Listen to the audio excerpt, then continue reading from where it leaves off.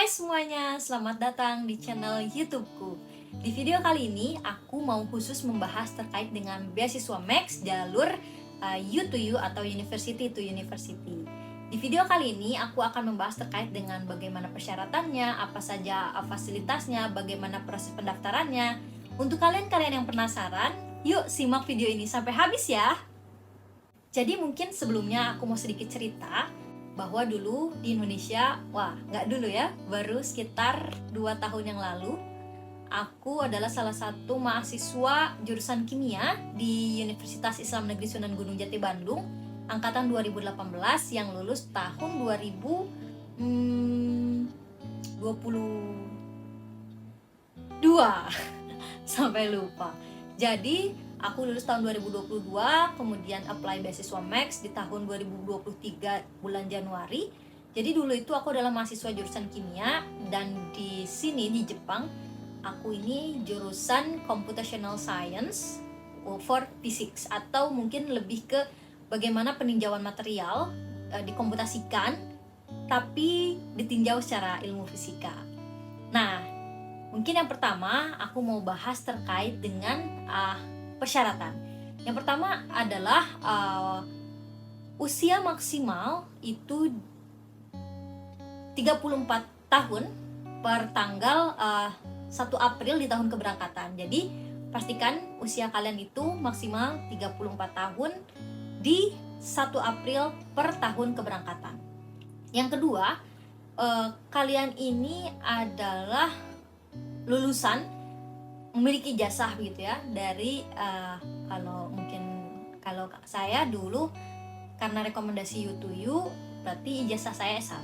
Kemudian juga memiliki studi atau rumpun ilmu yang sejalan, yang sesuai, karena kalau mungkin dari teman-teman asalnya IPA mau pindah ke manajemen mungkin agak susah ya untuk teman-teman menyusun riset proposal, karena di riset proposal ini nanti teman-teman ketika mendaftar memerlukan bagaimana riset plan yang akan teman-teman lakukan di kampus yang ada di Jepang ini.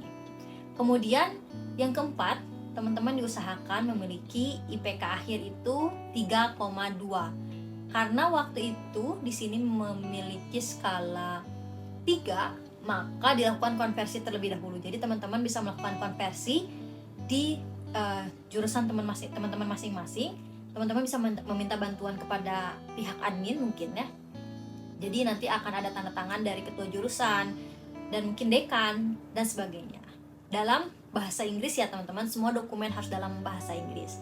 Kemudian melampirkan sertifikat baik itu bahasa Inggris ataupun bahasa Jepang. Kalau tidak salah, untuk bahasa Jepang itu minimal N4. Jadi kalau temanku di kampus Nagoya, dia itu kemarin sudah N5 kebetulan, dan juga memiliki sertifikat bahasa Inggris B2, jadi lolos di sana. Tapi di kampusku ini tidak perlu untuk sertifikat bahasa Jepang. Jadi aku hanya menggunakan sertifikat bahasa Inggris dengan IELTS score minimal B2. Kemudian persyaratan yang keenam adalah melampirkan riset plan atau proposal penelitian. Jadi teman-teman bisa bagaimana mendapatkan profesor. Jadi jalur U2U ini teman-teman itu adalah mendapatkan letter of acceptance terlebih dahulu dari profesor yang teman-teman tuju. Kemudian setelah itu teman-teman melakukan wawancara. Jika mereka accepted dengan teman-teman, maka nanti akan diberikan LOA dari universitas. Nah, setelah dapat LOA dari universitas, baru teman-teman diajukan, direkomendasikan oleh universitas kepada pihak pemerintah Jepang atau mungkin Ministry of Education di sana.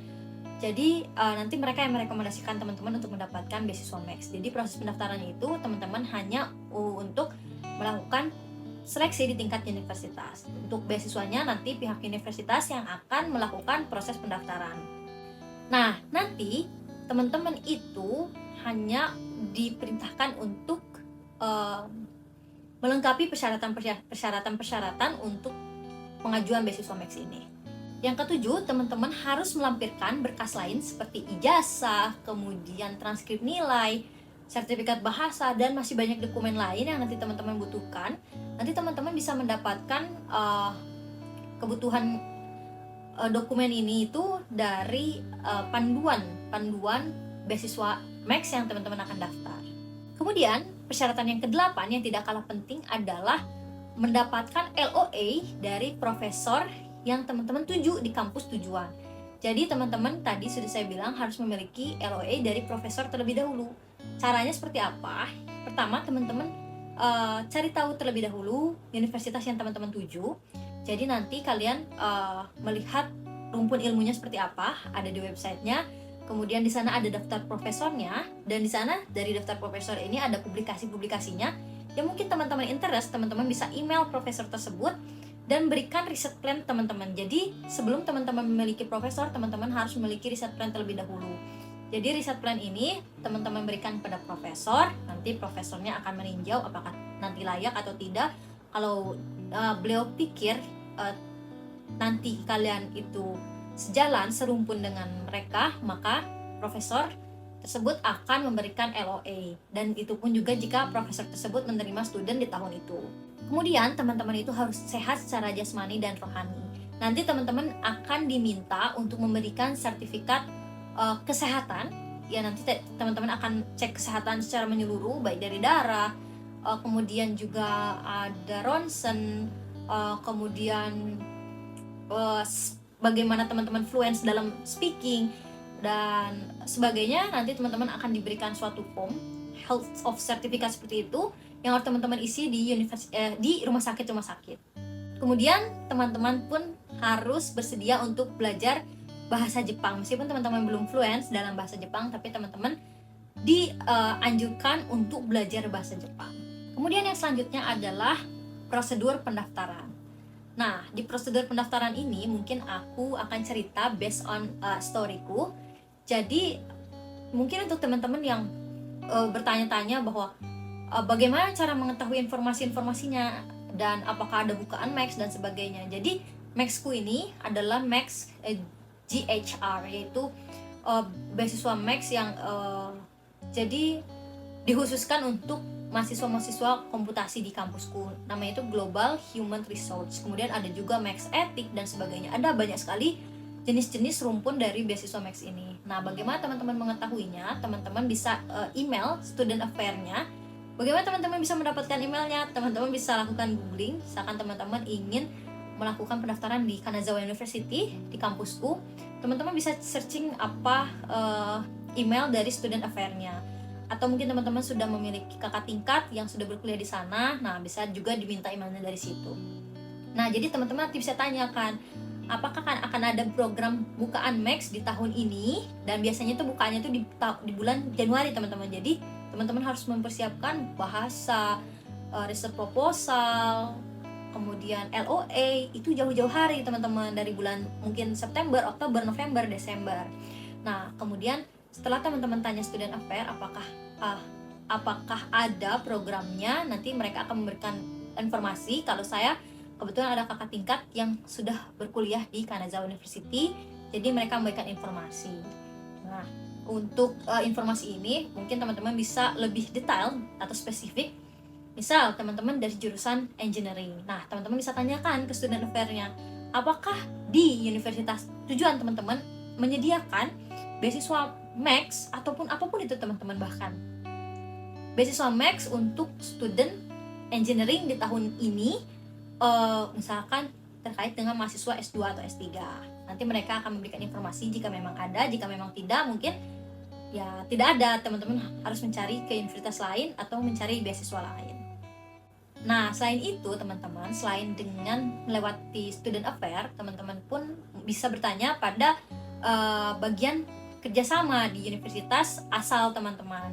Jadi beberapa memang sudah ada yang memiliki kerjasama, seperti kampus-kampus ITB, UGM, mereka sudah memiliki kerjasama dengan kampusku di sini. Jadi mereka biasanya cenderung lebih mendapatkan informasi lebih up to date seperti itu. Jadi teman-teman bisa mempertanyakan terlebih dahulu. Jadi pihak kerjasama di kampus asal teman-teman. Jadi terkadang pun juga ada beberapa kampus yang memang hanya menerima mereka-mereka yang asalnya itu kampus yang sudah memiliki ikatan perjanjian ikatan seperti MOU seperti itu teman-teman. Jadi ada beberapa cara yang bisa teman-teman lakukan, tapi yang aku lakukan waktu itu adalah mendapatkan informasi dari kakak tingkat. Kemudian karena memang rumpun ilmunya berbeda, aku coba cari di universitas itu rumpun ilmunya apa yang memang relevan, beasiswa bukaannya itu apa, kemudian mulai email profesor dengan memberikan riset plan dan juga CV teman-teman. Dari situ aku lakukan ya setelah email itu sensei memberikan LOA, kemudian setelah sensei memberikan LOA nanti akan ada jadwal interview, wawancara. Setelah wawancara diberikan, maka kita mempersiapkan diri untuk wawancara. Waktu itu aku dengan 4 profesor. Jadi kita lakukan wawancara terkait dengan riset, kenapa kita memilih Jepang, mengapa kita memilih universitas yang kita tuju dan sebagainya. Kalau memang sudah lolos di situ, nanti teman-teman akan mendapatkan LOA dari universitas. Setelah mendapatkan LOA dari universitas, mereka akan membantu kita untuk daftar beasiswa Max ini melalui rekomendasi dari kampus yang kita tuju. Jadi kita hanya mensubmit dokumen dan mereka yang melakukan pendaftaran kepada pemerintah seperti itu. Nah, ini teman-teman, apa saja sih fasilitas yang didapatkan dari penerima beasiswa Max? Yang pertama tentu saja biaya kuliah sepenuhnya. Jadi kita di sini tidak bayar terkait dengan uang semester. Jadi semua sudah ditanggung oleh beasiswa Max. Yang kedua, ini terkait dengan tunjangan hidup. Untuk research student itu sekitar 143.000 yen, atau mungkin jika dirupiahkan itu sekitar 15 juta mungkin ya. Kemudian untuk mahasiswa S2 itu 144.000 yen, dan untuk mahasiswa S3 itu sekitar 145.000 yen. Nah, mungkin teman-teman bisa melihat rating kurs dari yen ke rupiah. Kemudian teman-teman akan mendapatkan tiket dari Indonesia ke Jepang, kemudian dari Jepang ke Indonesia. Untuk tiket ini, pesawat ini, teman-teman nanti akan mendapatkan tiket pesawat yang memang kompatibel dengan teman-teman, yang memang nanti akan mencukupi terkait dengan bagasi dan sebagainya. Untuk tiket pesawat pun nanti dari pihak universitas yang akan mendaftarkan, kemudian kita nanti akan mendapatkan dalam bentuk etiket. Untuk pemilihan kursi bisa kita pilih sendiri di laman maskapainya masing-masing. Kalau saya seperti itu, dulu saya naik Vietnam Airlines. Nah, setelah itu untuk mendapatkan kursi, lakukan kunjungan ke website Vietnam Airlines. Kemudian aku waktu itu memilih kursi. Ada juga kursi yang memang kalau kita pilih itu berbayar, ada juga memang yang kursi gratis seperti itu. Jadi emang asal pilih saja kursinya, tapi nggak semua seperti itu teman-teman maskapainya. Jadi teman-teman bisa lakukan cross and check. Kemudian kita ini dibebaskan dari visa pelajar. Jadi nanti kita diberikan seperti email undangan.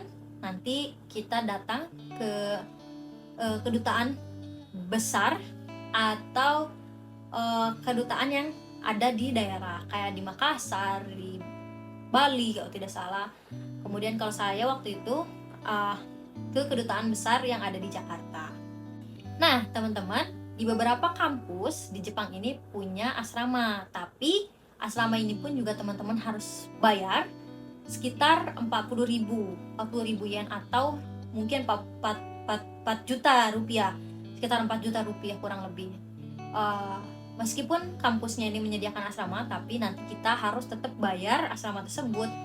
Kemudian listrik, air dan sebagainya itu kita tetap bayar sendiri. Atau mungkin kayak aku di sini, aku sewa apartemen. Jadi ya aku tidak memilih dengan asrama yang ada di universitas. Terus teman-teman, di beasiswa Max ini kita tanpa ikatan dinas. Jadi nanti teman-teman mau pulang ke Indonesia, mau pindah negara, atau mau melanjutkan studi di sini dengan beasiswa yang lain. Jadi teman-teman kalau memang nanti kita keterima beasiswa Max S2, nanti S3-nya kita nggak bisa mendapatkan beasiswa Max S3, tapi mungkin menunggu beberapa tahun baru bisa mendaftar kembali, atau mungkin pilihannya kita mendaftar beasiswa yang lain untuk tetap studi lanjut S3 di sini.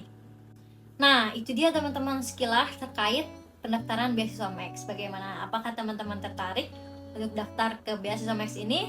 Kalau memang tertarik, jangan lupa siapkan berkas, kemampuan bahasa, riset proposal, transkrip akademik, terus kemudian kesehatan teman-teman tentunya, dan mungkin teman-teman juga harus siapkan mental untuk bisa belajar ke Jepang. Nah, nanti di video selanjutnya aku akan bahas terkait bagaimana proses wawancaranya, kemudian selain itu apa sih kiat tipsnya, tips untuk kiat-kiat sukses lolos ke dalam seleksi beasiswa Max. Sekian video kali ini, semoga bermanfaat untuk teman-teman semua, baik untuk yang akan mendaftar tahun ini ataupun tahun selanjutnya. Jangan lupa persiapkan diri kalian dengan baik ya.